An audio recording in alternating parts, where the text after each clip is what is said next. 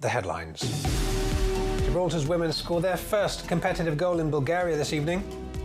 The GST says new executive represents a wide cross-section of Gibraltar. The Chief Minister and opposition leader clash over the conflicts of interest bill the GST are to vote against. First week of the Clayton Booster trial comes to an end, and Gibraltar-based gaming company Evoke confirms takeover.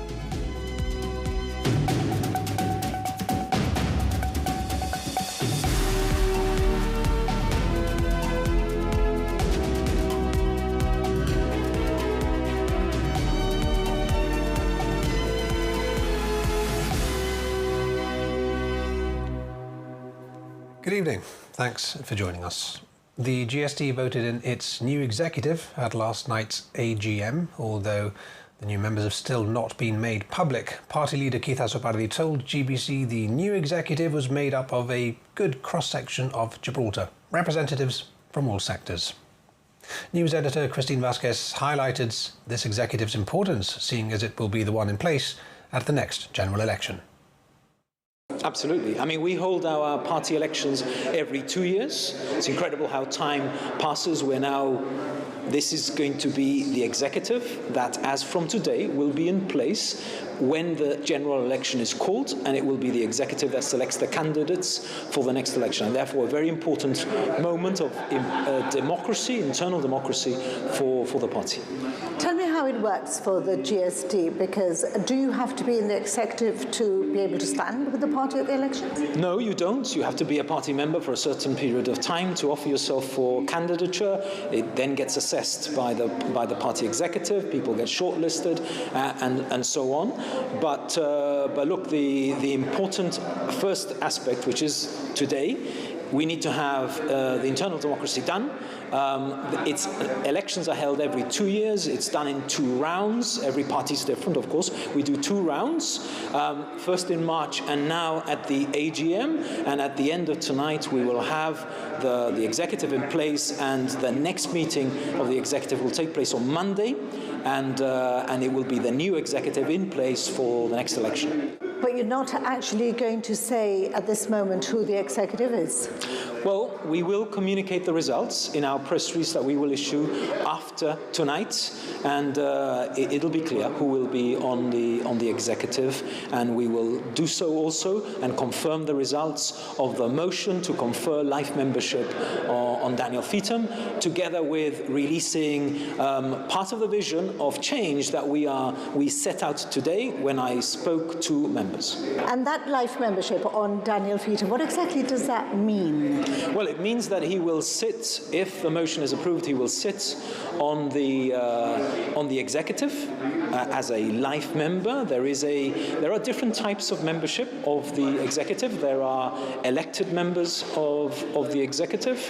We have 16. There are the MPs are automatic members of the executive. Then there is a small group of life members, and there are some co-opted members. So at the moment, we've got 4 life members, and Danny would become a life member. So he would be able to sit on the executive, exercise his right to vote, and influence the decision-making of the executive in the normal way.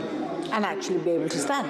Yes, of course. Look, even if he wasn't on the executive, Danny Feetham, if he wanted to offer himself for candidature in the future, can do so. He is someone that, as I said tonight, deserves life membership for all the efforts he has done for the GST, for all the reasons that I gave tonight, and I hope it is backed by members. How happy are you with the executive? I am very happy. I mean, I think we've got a good team of people in the MPs. We have a good mix of people in the current executive. Of course, this is internal democracy, so people will come and go from the executive because they get voted in, voted out. But I think everyone who has stood today can make a contribution, even if you're not selected. As I always tell people, you can make a contribution in different ways. I know they are keen to do so, whether or not they are selected. And I think we have a good cross-section of Gibraltar, representative of all sectors of Gibraltar on our current executive, and we will do so after tonight. And I'm very confident that going forward, this executive will choose the right candidates for the next election. We've heard of new leadership in the GSLP and going forward with unity. Could the fact that you remain as leader work against you in that your party does not offer anything new? Well, look, I mean, if Damaris Vasquez becomes the leader, I will congratulate her. Of course, it doesn't look like it's going to be a contested leadership election. We've done a number of contested leadership elections. I know we're in the age of social media, but that question is a bit peculiar. At the end of it, I have the democratic legitimacy of having won the leadership election in this party, contested twice. And I am here in this job because the members of the GSD want me to do this job, want me to lead the party into the next election. And that's precisely what we will do to vote for the change that Gibraltar needs. And if an election were to be called early, would the GSD be ready? Absolutely. We will be ready whenever it is. Indeed, there are things going on in the political panorama, either externally or internally in Gibraltar, that clearly indicate that it might be possible that there might be an early election. So, of course, we are factoring everything in, and we are getting ready, and we will be ready whenever the election is called. The Chief Minister says the public can have full confidence in the Conflicts of Interest Bill, while the GSD leader says the opposition will not vote in favour of it.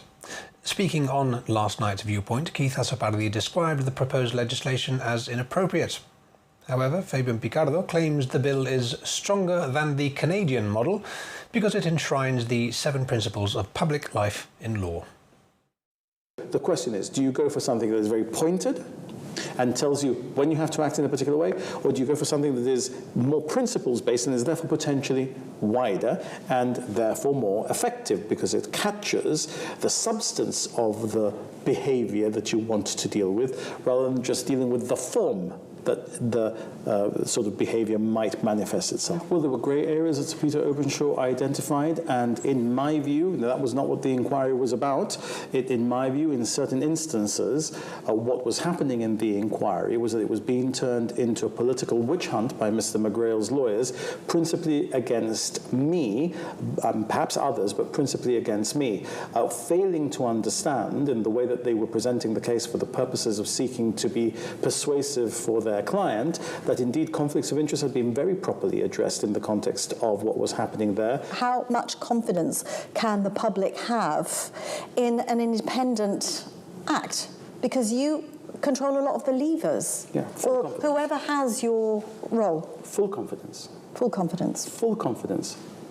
Explain why. Because the position of the Chief Minister of Gibraltar has always enjoyed the full confidence of the people of Gibraltar, and it always should, whoever the Chief Minister may be. Look, this doesn't just do what the recommendation provides, it doesn't just do what it says on the tin, it actually brings principles into statute and is much wider in its ambit. So I very much look forward to this becoming a piece of legislation that will govern our public life for many years to come, and I think will become a model for many more common law jurisdictions going forward. The principles do not create specific prohibitions. So what we're saying is, let's create those specific prohibitions. So when you leave government as a minister, you can't get a job or a consultancy with a government for a period of time, which is the Canadian restriction. Why don't we have restrictions in our law that say, if you are someone who is a minister or a public official or a party executive member of the current government, why is it that you are not either barred or restricted from the award of certain contracts? So that is all in the Canadian legislation. This did not start for us when Sir Peter Openshaw produced his report. We have been going on about the need to control conflicts of interest and abuse, waste and corruption since 2019, when we issued our commitments that are still live today, that there should be robust controls on these things in Gibraltar legislation. How will you be voting on this bill? Well, we will consider our position. We will make clear what our position is on the bill, as we said in our press release. But it's very clear to us that this is insufficient, and therefore we cannot vote for it. It is insufficient. It does not meet the mark. It is inappropriate for Gibraltar. Our view is that this does not go far enough in any way. And therefore, we are very concerned that all that this is lip service total lip service so that they can play to the gallery, pretend that they are implementing a framework for conflicts of interest, but in reality they have no commitment to do so. The first week of the Clayton Booster trial has come to the end, with the jury having heard evidence relating to 3 complainants. The former teacher and scout leader faces 19 counts of sexual offences against children said to have taken place between 2007 and 2016. Mr. Booster has pleaded not guilty to all charges. The trial began with jurors hearing the police interview of the first complainant, known in court as Mr. A. He was 14 when the abuse was said to have started, and of the 19 charges, 11 relate to him. Mr. A alleged repeated sexual encounters with the defendant during his teenage years and told police he felt exploited at an age when he was exploring his sexuality. However, the defence put it to the first complainant that he was not abused, but had been in a relationship with the defendant. The jury then heard the police interview and live evidence from the second complainant, referred to as Mr. X. 5 charges relate to him. He described the defendant as a monster and alleged the former teacher sent him sexual images when he was 17. He also said Mr. Booster asked him to send sexual images in return, but he never did. In cross-examination, Chris Finch-Marsh asked Mr. X if he had discussed details with another complainant and agreed to join together in an attack on Clayton Booster, which he denied. Finally, on day 5, the jury began listening to the police interview of a third complainant, known in the court as Mr. Y. He alleges Mr. Booster, who was then his teacher and scout leader, sent him emails containing sexual images. The complainants are entitled to lifelong anonymity under laws protecting alleged victims in sexual offence cases. The trial continues. Recent statistics from the RGP show that fraud losses in Gibraltar amounted to £2.6 million so far this year, leading up to the month of May. Police and banks regularly send out warnings about the dangers of fraud, but it continues to be an ongoing concern for the banking sector and for the members of the public. Members of Gibraltar's Banking Association spoke to Kellyanne Borge on Gibraltar Today as they encouraged bank clients on the Rock to keep their guard up. So we've recently launched our GBA strategy, which is focused on 3 pillars: protect, educate and promote. And in terms of these 3 pillars, I guess we're here today to talk about the protection piece, which is around fraud prevention, which is a hot topic at the moment. It's something which we need to have greater outreach to our customers so that we can educate them and protect them from what is becoming, a very sophisticated fraud system. From my perspective, we are seeing a decrease overall in the kind of successful attempts, but the volume of attempts that are coming in and the sophistication of them has really increased over time. So that's why it's so important to get the message across, not just communicating how the banks can protect you, but also what customers can do locally in Gibraltar to help themselves as well. For customers in vulnerable situations, our message is always clear: please come and speak to us. It's one of the benefits of being based in Gibraltar. We're always kind of 10 minutes away. We're on Line Wall Road. Come and speak to us. Come and see us if you've got any concerns about it, and we're happy to help. What is some of the key advice that you'd like people to hear today? I think there's an element, as we say, to slow down, no matter who calls you on the phone, wherever they say they're from and what details they may know about you.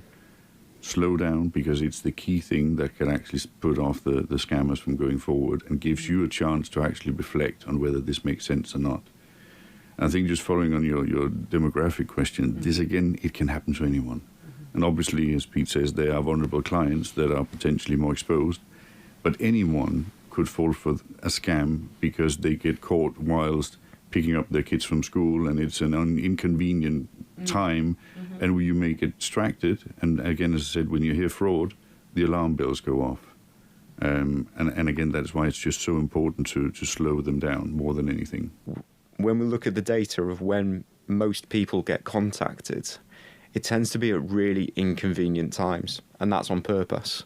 Like you said, the school drop-off time or pick-up time. Friday afternoons when people in Gibraltar are busy, they're preparing for the weekend, and sometimes they're caught off guard. That is a very common time.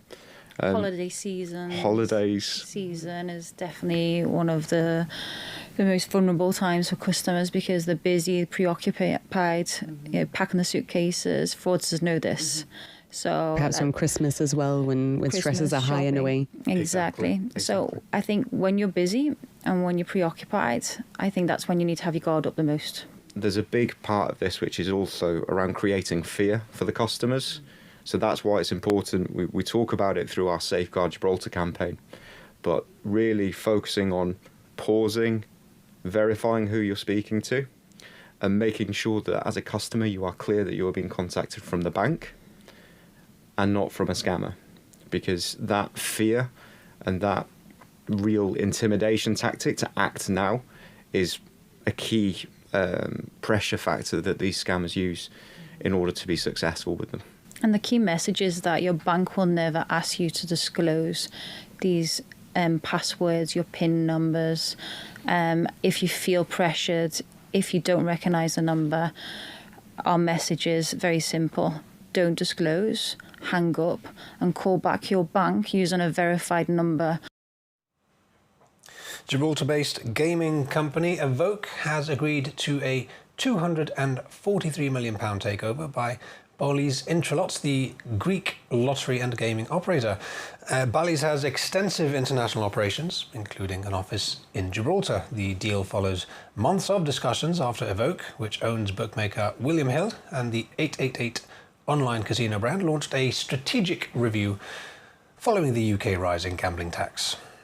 Evoke is listed on the London Stock Exchange and owns several well-known gambling brands, including William Hill and 888. Athens-listed Bally's Intralot and Evoke have agreed to an all-share transaction after months of negotiations. The deal comes after the UK government increased gambling duties, a move the industry warned could lead to job closures and job losses. The recommended offer values Evoke at 52 pence per share, representing a 138% premium to its closing share price on the 9th of December. Shareholders will also have the option of taking cash instead of shares. Bally's Intralot said the market disruption caused by higher taxes presented a significant opportunity for consolidation. Evoke chairman Mark Summerfield said the deal would deliver long-term value for shareholders. You're watching GBC News. Still to come, the first green roof bus stop in Gibraltar is inaugurated by the Horticultural Society and O2 magazine. And Gibraltar scores its first goal in the Women's World Cup qualifiers. We'll be back in just a few minutes. Stay with us.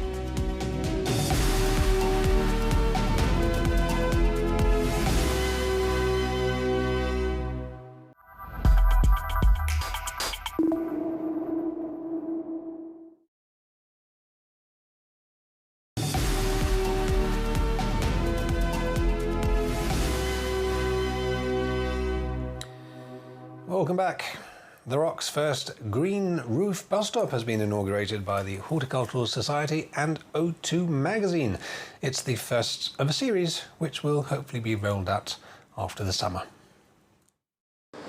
So the benefits for a green roof is, as you can imagine, World Environment Day today, so it's to help the environment, lessen the carbon emissions. Obviously, it's a carbon capture. Biodiversity, which is always important to be improving and the population of it, as well as the temperature in the bus stop itself. You know, you can imagine that if you go underneath a tree, there's automatically 2.5 degrees less. So in every bus stop that will be a green roof, you will have less temperature, so it will be more pleasant to be in a bus stop. Okay, now these green roofs require a little bit of maintenance. How is that carried out? Okay, at the moment, basically they're going to be, because there are no water points in some of these areas, so they will actually be done by hand, and it will be just a tank and a sprayer. So it takes minimum maintenance. Obviously, the summer months are more intense, but come winter, it's self-maintaining almost because of the plants that we have selected, which are drought resistant. And that's very important from this place to make sure that the plants are resistant to the heat. Okay, so there's more coming up. Tell us where you're going to be placing them. So we have a few more in Linewall. We have Waterport. We have Airport. The airport, yes. We have a referendum house. I think that's right. Bus stop as well. We have Waterport as well. There's one there. Another one, and another one, St. Bernard's Hospital as well. So there's plenty more coming. What we wanted to do is release this one for World Environment Day, and then we're going to be maintaining this one in the summer months. And the rest of them are going to be launched as from September onwards. So it's really exciting year ahead for green bus stops. And you've got your sponsors lined up as well to fund them. Yes, absolutely. We do have the sponsors for the next 8, so to speak. And of course, we are looking for more sponsors because this can't happen without the sponsors. Obviously, the money goes completely to actually putting the green roof on. And yes, if anybody is interested, any businesses, and they want to contribute, well, please give us an email or call me, and we are ready to go whenever they are ready to go. Students over at Prior Park are once again showcasing their GCSE and A-level artworks at this school's summer showcase. Held at the Art Space at the Old Police Station, the exhibition celebrates the students' creativity and talent across visual art, photography, music and more. From paintings to sketches to photography, the Prior Park Summer Art Showcase puts the students' hard work for all to see. At a private viewing we attended, friends and family enjoyed a first glance at the impressive creations on display. For many, it was their first time showcasing their work for the public. I did it about my culture, my Jewish culture. I found it really interesting to do it, and I think the thing that inspired me the most would be all of my childhood memory and reconnecting with it, especially after moving here to Jeeb. And how does it feel to have it displayed? It feels amazing. I'm really happy. Like, I never thought it's gonna happen. I mean, like, I mainly paint like lots of flowers. Recently I've painted quite a bit of like food. So like my art was just down there. Like I've got more like, I've kept it very like Mediterranean and traditional because I decided for my A-level art to pick like Mediterranean culture, and I kind of just based it all on that. I tried to pick lots of Gibraltarian artists, so I did Monica Poplin as one of mine. I did her for my final piece also. My theme of my art is cultural heritage, so obviously I'm from Gibraltar, so I wanted to do local Gibraltarian artists just like my sister. So I started with doing one of the local Gibraltarian artists called Monica Poplin, and one of my artworks that is inspired by her is on display. And it just feels so surreal, like it's so incredible to have my work being displayed for so many people to look at it, and I'm really proud that it gets to be displayed, so yeah. Well, actually, it was actually Penny, to be fair. I didn't really want to do GCSE art. Penny was like, no, you should do it, like you're good at drawing, blah, blah, blah. And I was like, okay, I'll do it. And like my first art lesson, I fell in love with it. I started experimenting with biro drawings. It's not specifically here, but I have a skull drawing done with fine liner, and it turned out I love that style of art, so we inverted it, and the one on display right now is my dad in pencil, like with a black background and white pencil. Students choose their coursework direction and then have free rein to choose their topics, which range from their identity, personal stories, to their surroundings, as the head of creative arts told us. I think for them, having only really seen it in a sketchbook or in a classroom or in that environment, to actually see it framed, displayed within the public and, you know, the community that they live in, it's a great way for them to feel that their artwork means more than just a bit of a scribble or a doodle or 4 or 5 hours of work here or there. It's a great way for them to actually see that, you know, outcome there in the real world for all to see. The works are on display at the Old Police Station until next Tuesday, the 9th of June. Joelle Gilbert made history in Sofia this evening, scoring Gibraltar women's first ever competitive goal in their 3-1 defeat to Bulgaria. 11 games in the making, the moment finally arrived on Bulgarian soil. And it's a shot on, and it's a goal!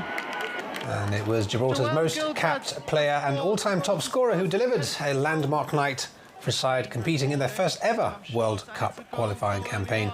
Gibraltar leave the Bulgarian capital with a moment that will go down in our history books. The team will go again in their final qualifier. They host Kosovo at the Europa Point Stadium on Tuesday. Kick-off at 7 p.m. And of course, it'll be live on GBC. More international football, and after Gibraltar's men won against the British Virgin Islands on Wednesday, they now look ahead to taking on the Cayman Islands. Here's Jose Maria Ruiz with the latest. Lee Casiaro could hardly have wished for a better send-off. On his final outing for Gibraltar, he didn't get a goal but did help his side to their biggest victory to date, a 4-0 thrashing of the British Virgin Islands. An own goal followed by a strike from James Scanlon and a debut goal from Leon Mason meant Gibraltar led 3-0 at half-time. The man himself, Lee Casiaro, then set up Scanlon for his second of the game and final goal of the evening. Super Lee signing off with an assist, a guard of honour and a standing ovation. He'll now join Scott Wiseman and the technical staff ahead of tomorrow's friendly at Europa Point against the Cayman Islands, kick-off at 7.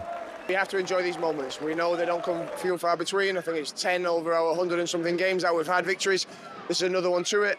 We're now looking at maybe 6 games where we should really put a run together. What that run looks like, we'll look at December, but for now we've got a lot in front of us. And some big transfer news to report on now. Gibraltar international player TJ DeBar has completed a move from Lincoln Red to Serbian side OFK Beograd on a permanent deal for a historic undisclosed fee.